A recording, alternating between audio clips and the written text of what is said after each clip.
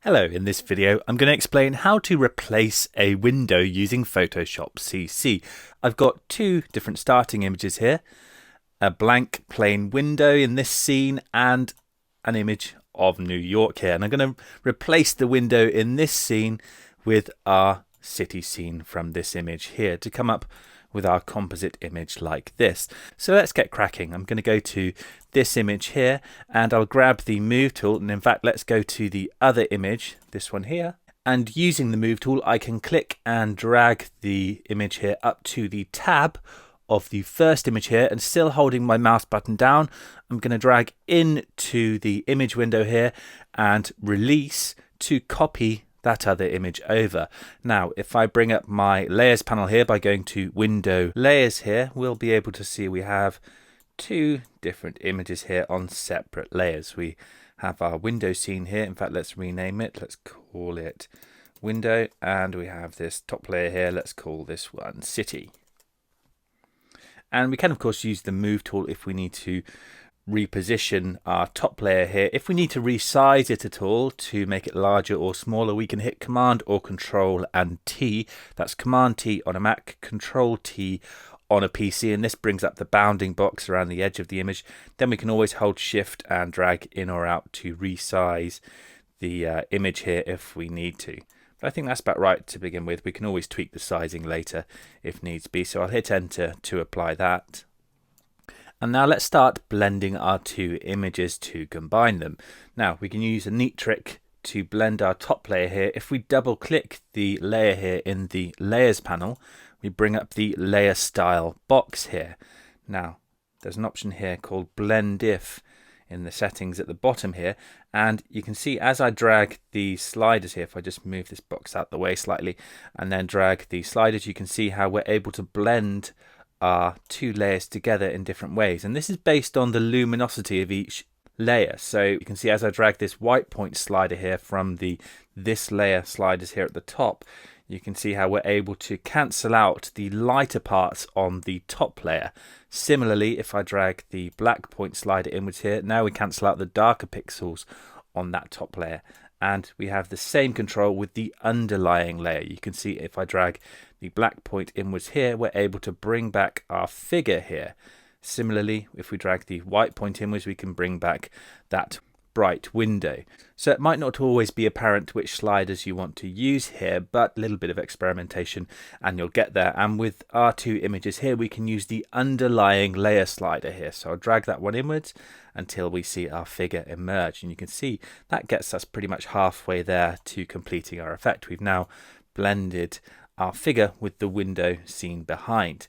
But the edges are looking quite rough around these areas here. Now there's another little trick when using blend if. You can see these sliders here have two halves to them. If we hold Alt and drag one half of the slider, so I'm just going to hold Alt and drag the right hand side of the underlying layer black point slider here. I'm going to drag the right side of that slider across, and you can see that allows me to split the slider apart, and this creates a transition between these 2 points on the tonal range, and it effectively gives us a smoother blend of tones. You can see now you get this really cool effect in the semi-transparent material here where we start to see the city beyond. So we just need to tweak these two sliders here and fine-tune the blend until it looks right for our images. If it's not entirely perfect, then that doesn't matter. We can always tweak things in a moment using a layer mask. And you can see if I bring the layer style box over to the other side here, how you can see how our image here is creeping into parts of the foreground here that we don't really want it to occupy, but we can use a layer mask to tidy that up in a moment. So we need to just tweak these slides until we're happy, and then we can hit OK. And if we need to adjust those settings at any point, we just need to double click this little icon here attached to that top layer to bring us back to those layer style options. Now, as I say, we can tidy things up with a layer mask. So I'm going to click the add layer mask icon here at the bottom of the layers panel, and that adds a white mask attached to that top layer there. And while this mask thumbnail here is highlighted, we can paint with black to hide or white to reveal parts of the layer. So I'm going to grab the brush tool here. I'll set my foreground color to black. You can hit D and then X to make sure that we're properly set to black there. And then I just need to start painting with black around the edges here, and you can see I can use the left and right square bracket keys on my keyboard to resize my brush tip as I paint. And as you can see, painting with black allows me to hide parts of that layer. And with the window here, what I can do is click once at the top here, then hold shift and click at the bottom to paint in a straight line between those 2 points. And in fact, I've eaten away at a bit of the window here. And if that happens, what we can do is hit X to flip our foreground color to white and then paint with white. And that allows us to reveal the top layer rather than hiding it. So that's the control you get with layer masks. You can either reveal or hide parts of a layer. And I'll do the same over here with this part of the window. I'm going to hit X to flip my foreground color to black and then paint a straight line by shift clicking between 2 points at the top and bottom there. And the other great thing about using layer masks, we can paint at a lower opacity to create kind of a semi-transparent effect. So I can lower my brush opacity. Let's bring it back down to about 10%, 11%. That's fine. I'll use a large brush tip and I'm just going to paint it at the edges a few clicks around each corner here to create kind of a faded effect around the corners. And this kind of makes it look more natural, because with windows you often see a kind of a fading around the edges like this. And our two images are coming together quite nicely, but there's a bit of a disparity in the tones here. We've got a bit too much detail and contrast in our background scene. It just doesn't quite fit.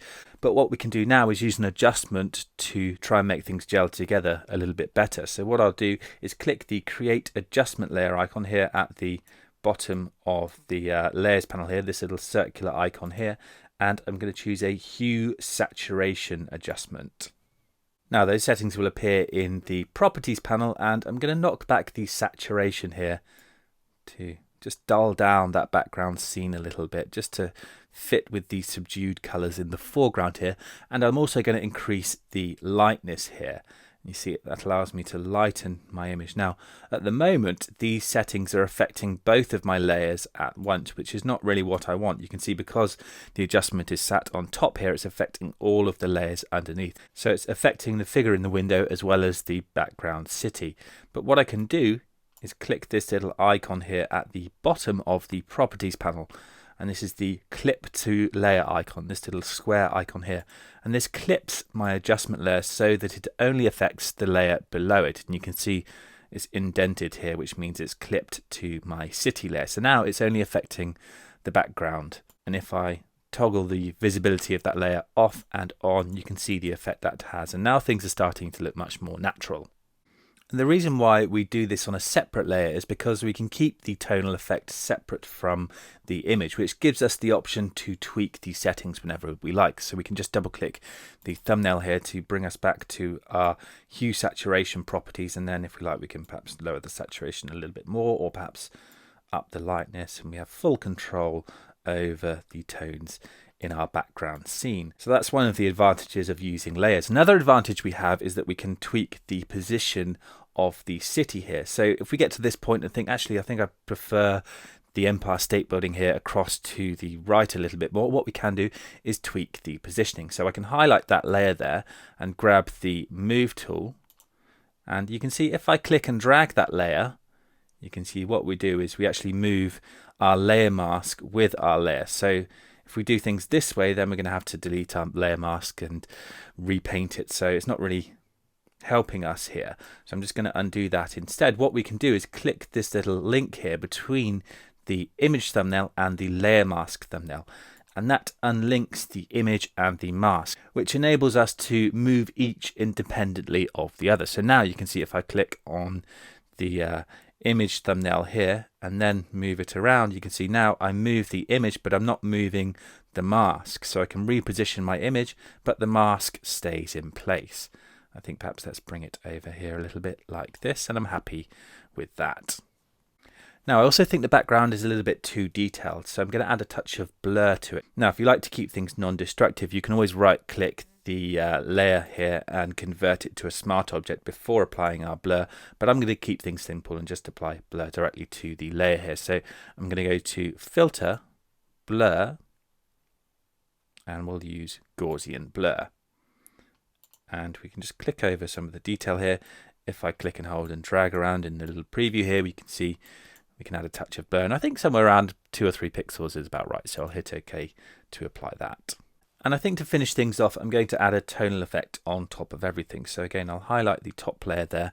I'm going to use a keyboard shortcut, Command or Control plus Shift Alt and E, and that merges a copy of all of those layers below into a new layer here at the top of the layer stack. Then I'm going to take this layer into the Camera Raw filter. So I'm going to go to Filter, Camera Raw filter, and I like to use the Camera Raw filter. I find it's a good way to tweak the tones at the end of a project because it just gives us all of these useful tonal sliders, and it's just easy to use, and we have all these controls here at our fingertips. So I'm just going to tweak the settings here until I get the right balance of contrast, and let's perhaps adjust the clarity here. We'll drag that back a little bit. Let's perhaps drag the dehaze back a little bit to make everything seem a bit more hazy and dreamlike like this. Let's perhaps up the vibrance slightly, maybe knock back the saturation a little. We could also use the temperature settings here to adjust the colors, perhaps cool everything down a little bit like that. And I'm happy with that, so I'll hit OK. And if I toggle that top layer off and on, you can see the difference that it has to my image. So there we go, that's my finished composite image. If we have a quick look back through our layers here, this was our original image. We added in the city, then we used a tonal effect to dull things down in the background. We blurred it slightly, and finally we adjusted the tones to come up with our finished image.